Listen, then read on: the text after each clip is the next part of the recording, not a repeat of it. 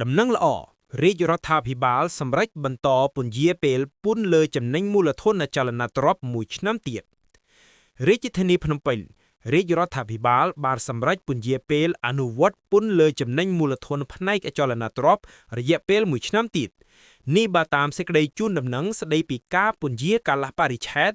ដាក់ឲ្យអនុវត្តពន្ធលើចំណេញមូលធនផ្នែកអចលនទ្រព្យរបស់អគ្គនាយកដ្ឋានពន្ធដារយោងតាមសេចក្តីជូនដំណឹងរបស់អគ្គនាយកដ្ឋានពន្ធដារនៃក្រសួងសេដ្ឋកិច្ចនិងហិរញ្ញវត្ថុចេញផ្សាយនៅថ្ងៃទី2មករាឆ្នាំ2026បានប្រាប់ដល់អ្នកជាប់ពន្ធនិងសាធារណជនទាំងអស់ជ្រាបថា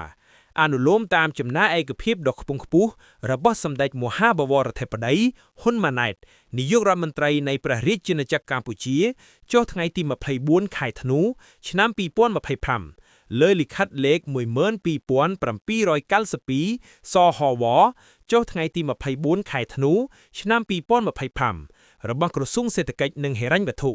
រាជរដ្ឋាភិបាលបានសម្រេចពន្យាពេលអនុវត្តពន្ធលើចំណេញមូលធនផ្នែកអចលនទ្រព្យរយៈពេល1ឆ្នាំទៀតប្រភពបានលើកឡើងបន្តថាចំពោះពន្ធលើចំណេញមូលធនដែលសម្រេចបានពីការលក់ឬផ្ទេរអចលនទ្រព្យត្រូវចាប់អនុវត្តលើចំណេញមូលធនដែលកើតមានឡើងចាប់ពីថ្ងៃទី1ខែមករាឆ្នាំ2027តទៅដោយឡែកពន្ធលើចំណេញមូលធនដែលសម្រេចបានពីការលក់ឬផ្ទេរភេទសញ្ញាទ្រព្យវិនិយោគកេតឈ្មោះអាជីវកម្មកម្មសិទ្ធិបញ្ញានិងរូបិយប័ណ្ណបរទេសត្រូវចាប់អនុវត្តលើចំណេញមូលធនដែលកើតមានឡើងចាប់ពីថ្ងៃទី1ខែមករាឆ្នាំ2026នេះតទៅសូមអរគុណ